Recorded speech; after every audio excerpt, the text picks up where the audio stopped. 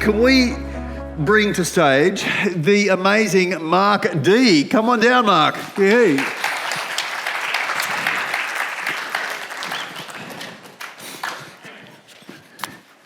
And I somehow, here's the microphone. I knew it was somewhere. There. Mark, congratulations. Thanks. Thanks, Michael. So, Mark, you've been here obviously yesterday and today. I'd love to start just talking about what is it that you're noticing, or what some of those shifts that you're seeing for coming out of launch for you. Well, there's a lot of similar themes, and I think the speed and the accuracy and just the intensity and the will of people, everyone seems to have the same common message: just give it a go, keep trying. If you get knocked back, keep going again. But certainly I love the intensity, the speed, and sitting at the back, you can kind of see everyone scribbling notes. So there's a lot of great content coming out of today. Yeah. So we're going to talk about sustaining growth. Okay. So can we firstly have a chat about, your real estate journey, how long you've been in real estate for, and, amazing. You've been able to back up year after year after year of some pretty outstanding performances. Can we talk about, your journey? Okay. And also, how do you think you've actually been able to sustain that growth? Yeah, I started in 2006, went straight out of uni, got a piece of paper, gave it to mum and dad and said, that's for you guys. Now let me kind of do what I need to do. I always knew I was going to do sales, and I thought, real estate would be a great opportunity, and certainly felt that I could do it. Interviewed with a number of different companies and organisations, and I met my now business partner, Spiro, who was my mentor and coach. And 20 odd years later, we have a great business together, which is amazing. I'm certainly not the smartest person out there, but I think I've got good emotional intelligence, understand people, and thought the skills are adaptable. I've been at Barry Plant since then, so the grass could be greener on the other side. I don't know. I'm kind of here now, so. Yeah, it's not greener. It's not. Spiro, I think that's a compliment. Yeah. Did you hear a compliment? I think I heard a compliment. Yes. Yeah. So, you correct me if I'm wrong, but you started with Spiro in an assistant kind of a capacity and role. Yeah, that's right. Yeah. You haven't expanded on that. Yeah. Tell me more about that. So at the time, Spiro was writing some amazing business. Back in 2006, 2007, he was the first person in the group to write over $1 million at the time, and on an average price of $300,000 at the time, that was a really big deal. I was a little bit of a guinea pig, so I was kind of trying to learn how to do the job and run at a pace when you've got, 40, 50 listings coming in at any one time. And Spiro's just like, here you go, good luck. But, as time went on, you obviously learn the systems, the processes, and you get better at it, and then you make it your own and you perfect it. And then I've kind of made it my own and taught my assistants and PAs and mentored and coached them, and they've made it better again. So, it's just the intensity. And the one thing that I really learned from Spiro's business was the work ethic, and just to understand the intensity of what it takes to actually go to that next level. And watching him do that, it was pretty easy. The apple doesn't fall far from the tree. You know what is acceptable, what's not acceptable, and the standards that you got to achieve. Yeah. And I think, I've had this conversation, and James, I remember having this conversation with you a number of years ago. It's amazing when you actually are in an environment where you're learning the habits that are going to support you from a long-term point of view. And I love the fact you're utilising the word intensity, because intensity and flow actually can work well together. So how long did you say as a sales associate with Spiro before you actually went out on your own? Yeah, so I was working with Spiro for about 2.5 years and just learning the ropes and the intensity, and there was no real guidebook or pathway that had been set previously. We were kind of pioneering all that. And looking back on it in retrospect, I maybe should have stayed a little bit longer. I knew how to do the job. I knew what was involved with it, but then to hit the ground running and really kind of go from, 30, 40 properties that you're managing down to zero. Yeah, you've got success through association because people know who Spiro was at the time and you go out there. But it was kind of a bumpy road after that. If I had known what it was going to be like, I probably would have tried to collect as much data as possible and sponge as much as possible and really get myself set up. Yeah. And there was kind of a fumbling act, for 2 to 3 years after that. Kind of doing the seesaw thing that everybody does in this business before actually, plugging in, having that intensity and then being able to go from here to here constantly every year. Yeah. So this is an important point. I think too many agents want to go get there too fast, and recognising, one of my favourite sayings is the more you learn, the more you earn. So that first year or two is not so much about earning; it's about what are you actually learning, and learning is actually more important than earning. I think.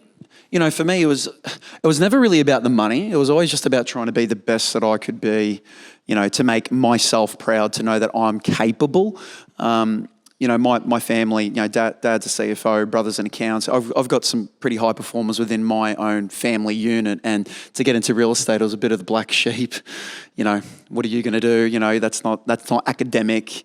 And being from a European background, not to be academic was a really big thing because, we're children of the migrants, right?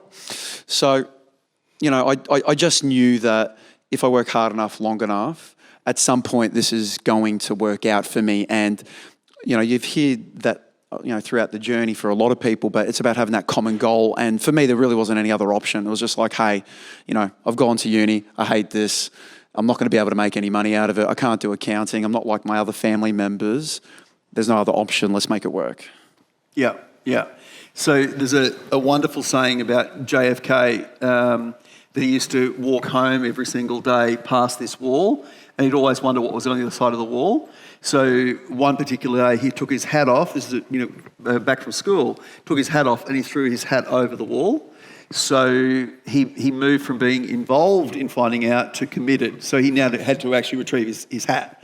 So it's that simple mode of saying, I'm committed to this. What do I need to do to be successful with it? So Spiro, amazing influence with you. Anyone else that you sort of like drew on for? Yeah, of course.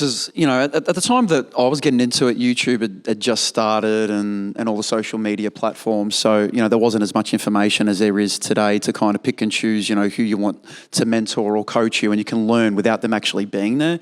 But Barry Plant himself is an inspirational man, to see his journey going through, so many recessions and, losing everything and getting it all back and losing it again, selling the business and coming back. So Barry was a very big influence. But yeah, my father as well was obviously an influence, and like most dads are. But yeah. Yeah, awesome. So tell us about your team now. How's your team structured? Yeah, so I'm the team leader. I'm an active sales director, so I'm probably doing anywhere around 150 sales a year. Spiro does all the mentorship and training of the agents within the office, but my job, role and responsibility is to be an active sales director. Underneath, I've got 2 associates. So I run a passive associate model. So their responsibility is to do warm data, old prospecting, sold results, new listings, door knocking, letterbox dropping, etc. I've got a hot prospector and associator, and what they're meant to do is effectively do all the current stuff. They're doing your open for inspection callbacks, your auction day callbacks, trying to book appraisals. So there's a constant funnel of active hot data coming in. There's the warm passive data coming in, and then my job is to take the mixture of the two and then nurture it to listing and sold. Yeah, this is really interesting. And Mark, this may have happened in your world. When I sit down with great agents and I ask the question, so if you had all the time in the world, what would you actually do to grow your business? And it's a fun question because it gives you that freedom to say, well, I do this, I do this, I do this. And for most of you in the room, it's not a capability issue, it's a capacity issue. I literally don't have the capacity to do all of that work. It's like correctamundo. So therefore, back to highest best use, please write that term down, HBU, highest best use. If I'm going to play the HBU game and run with my highest best use, then how do I need to bring this into play? I love the fact you've broken this up into your now, you call it hot business, the hot business? Yep. Yeah, the current campaigns and so on. And yeah, so hot data and passive data. Yeah, and then you've got your passive data where people are actually working through that. How long would you expect those people to stay with you? So Raha, my current PA for the hot data, she's recently got married and she's having a baby in a couple of weeks. She's literally resigned last week, and we wish her well. She was with me for 8 years, not through me wanting her that long. Like, I mean, my ideal scenario is 12, maybe 12 to 24 months, if they're capable. And what you tend to find is if you mentor them correctly and you give them every opportunity and possibility, they'll know whether or not they're ready, and they'll feel happy and safe to stay with you, or they'll feel comfortable and safe to go. And, when you're selling, between 25 to 35 properties a month and you're out there actively, they know there's safety and security being with you. But equally, if they're able to do it and they're hitting their KPIs and they're doing it with the warm data, the hot data, it's easy enough to send them on their own, and then you can mentor them as a lister, go into that presentation with them, secure the business, and then get them on their way. So in an ideal world, I think it'd be 24 months. Yeah. So just in terms of leads coming in, and I'm a massive believer that pipeline health equals business health. What comes through sort of the hot business, or the active versus the passive? The passive is, for me, the stuff that a lot of the other agents aren't doing. So, the people that came through and opened for inspection 3-4 years ago, they're people that said, through your open for inspection, don't call me. They're on the database, no one's calling them. You've recently had a result. They're normally the nuggets that you're looking for that no one else is competing with. And that associate that is maybe not 100% competent to compete with everyone else, they have an opportunity not only to derive a commission and increase their income, but then they can learn and cut their teeth, because that's passive data anyway. If they're not saying the right things, they're not doing all the right things, they're going to be able to get that. So I would expect that associate to be bringing in, anywhere around kind of 8 to 10 appraisals a week, 20 to 25 leads, and some buyer conversions, hit lists, and that sort of thing. Obviously, the associate that's doing the hot data, their conversion rate's going to be a lot higher, but it's going to be a lot harder. So if they can do it on the passive data and convince people to make a decision, when we give them the hot data, they're going to kill it. They're going to be really good. Yeah. So there's a come into this and then transition to this. Yeah, and we give them every possibility as well. Like, I mean, we've got an administrator as well that works a part of my team, so there's no paperwork. It is only dollar productive activity or not. So emails, vendor reports, database entry and management, no, here's your calls, get your targets, and let's go. So we make it really easy for them. Yeah. One of my favourite sayings is good fences make for great neighbours. And what I'm hearing here is this level of clarity that I know when I join you, here's what's expected of me, and buckle up, baby, let me actually go for it and make it happen. Yeah, and I was messaging my current PA that's now, she was doing the passive data and she's moving into Raha's role. She's going to be doing the hot data. And I was messaging her on the break, and, I said, how's your week going? And she's like, I've only got 2 appraisals. And I'm like, okay. But she understands the work ethic. We normally try to take a day off during the week on a Wednesday. We work every second Sunday as well. And she goes, don't worry, I'll come in on my day off, tomorrow and I'll make it up. I'll get the numbers, because she's behind for the week. But to hear that from her, that makes me feel happy and proud that I've actually done something. But there's plenty of times where, I haven't listed a property for the week, or I've got to get a deal done. I'm actually coming in plain clothes. It rubs off. It rubs off. And I saw that from when I was working for Spiro. I'd get a clip over the head. Hey, if I wasn't getting the right targets or I wasn't doing the business, you're coming in on your day off. You're staying till 8 o'clock at night. You're doing what you got to do. And the trouble that I think a lot of us are probably finding with some of that younger generation today, they'll do the work, they don't get the result, but hey, I've done the work. And as you know, it's not 1 + 1 = 2. It could actually equal 10 or -3. It just depends on, the work that you're doing and the intensity that you're doing it in. And I love this, and so often I see someone new coming in without the appropriate training, and they're doing buy callbacks. So, hi, I'm following up your interest in property XYZ. Is it what you're looking for? No. Anything else I can help you with? No. Phone goes down. Like, they can tick off that they've called, but they haven't done the work. There's no investigative journalism there. There's no what was it about the property that had you put this one on your shopping list? What prompted you to come to the open on the weekend? Oh, and it kills me. I can't stand it when I see some of my staff or my colleagues, oh, hi, how are you? Name and number, or, they're on the phone. Do you have any interest? We are salespeople in the best possible sense because of your personalities. And, some people will like you, some people won't like you, but if you're honest enough to be authentic and you can portray that over the phone or in person, people are going to buy you. And, I've built my business on that genuinely to separate us, because we're all the same to a degree, right? But you got to find your point of difference, and you got to be able to do that in a personable way. So on point of difference, to me that's a biggie from a listing point of view. And you've got some really good competitors in your marketplace. What is it that you think gets you across the line? And by the way, you don't have to be 10 or 20 or 30% better than your competitors. You've got to be better enough. Better enough? Is that, yes? Enough, yeah. We know what you mean. Yeah, good. Yep. That I want you to actually take my property to market and take me through that particular process. I reckon my points of difference is me. I will go in there, and my mode of operation for life, but not only in business, is warm and fuzzy. Business, warm and fuzzy. And if the client likes you and trusts you, you're going to be able to secure the business. So I will make it a point to have a cup of tea, a Tim Tam, whatever they offer you, just take it, sit down with them and break bread. And I will make sure that they've got the best warm and fuzzy feeling from me than my competitors. That, they're probably, having a great conversation. They're really pleasant, but so's the other 5 people that they've invited into their home. So you can win them on that really easily just by asking open-ended questions and showing your personality, right? In terms of my points of difference, I think they buy me, and that's a part of it. But when I talk business, I think it's really important. For me, I sell myself as an agent and an auctioneer, and I often ask them, try before you buy. Come check me out.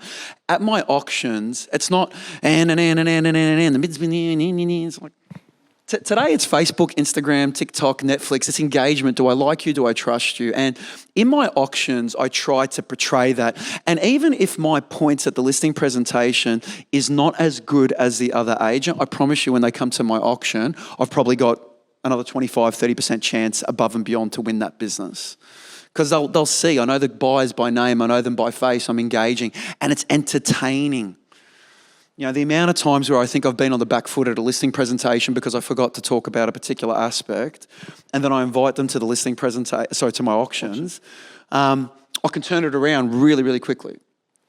But of course, touch on your key points. So I like to sell myself as an auctioneer. I sell my team.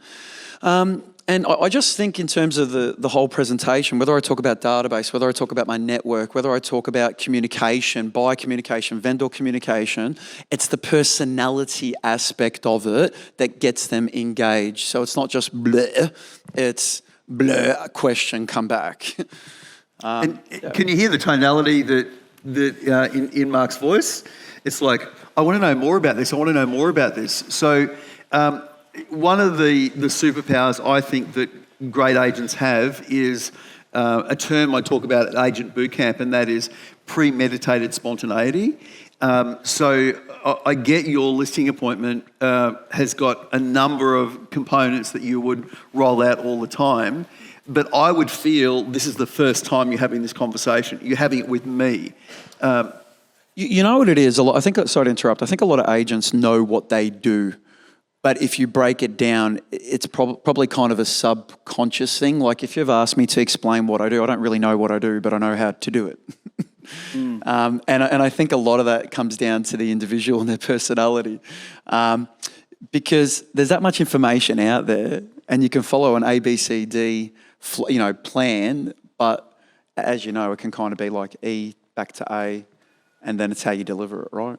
And that's something that I worked a lot on in my early days. So, I was trying to be a mini Spiro. I was trying to copy what Spiro does, and I've still got some of those traits, but I was a bit clunky, a bit robotic-y, and there wasn't a lot of me in it. And, in my early days, I went through, drama coaching and classes and tried to really do a listening presentation in front of a drama coach. And she said to me, Mark, your body language is off. Your eye contact is horrible. I don't like it when you said this and your tone went up. And for me, that was like, wow, crap, this is something I really need to pay attention to. So I got my listening presentation right, made it more authentic and took on that feedback. But then I got the drama coach to help me. I'd done an auction in front of them.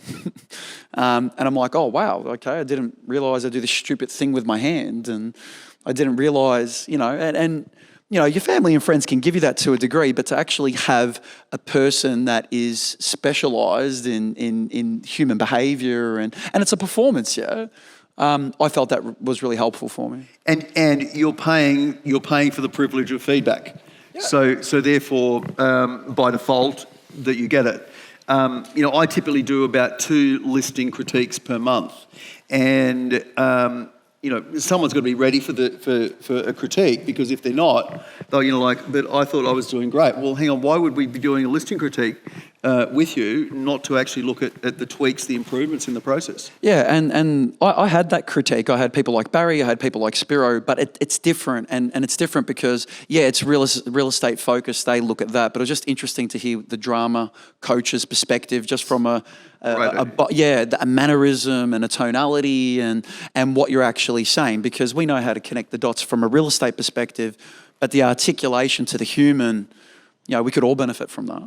I love it. It's such a cool strategy to put yourself in that particular spotlight. Interestingly, in a coaching session, some of you might have experienced this, I asked the question, would you like hard, medium or soft coaching? And most people go, hard, but how hard is hard? And that was a bit on the, medium to hard, would you agree? It's like, what are you doing this? What are you doing this for? I'm doing it for this. Think again. It's like, oh, okay. And I think there's a real power in putting yourself in that place of vulnerability.